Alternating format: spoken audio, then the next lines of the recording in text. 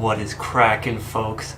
I'm Dylan and you're watching H3 Humper. Today I'll be showing you a diff fluid change, or how to change differential fluid. This works for both the front and rear axles. With the skid plate removed, I'm gonna go ahead and loosen that top bolt, which is the filler hole. The filler old bolt is loose, and then I made sure I'll be able to fill it with new stuff. I'll go ahead and loosen this drain bolt.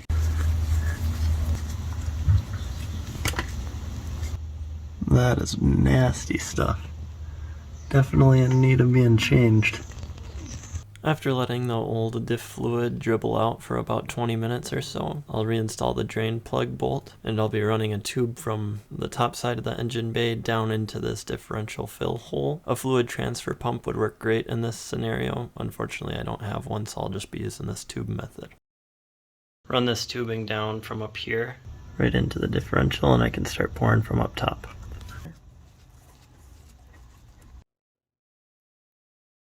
I will know that the differential fluid is properly filled once it slowly starts dribbling out of that fill hole, at which point I'll remove the tube, let the dribbling continue until it stops, and then I can reinstall the diff fluid fill bolt and the front differential is done. Alright, now I'll head to the back of the bus and do the rear diff fluid. We're at the rear, and I'll do the same procedure back here.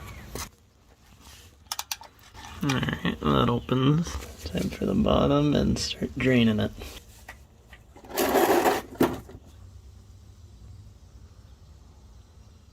Once it all drained out of there, I'll go ahead and reinstall the drain plug.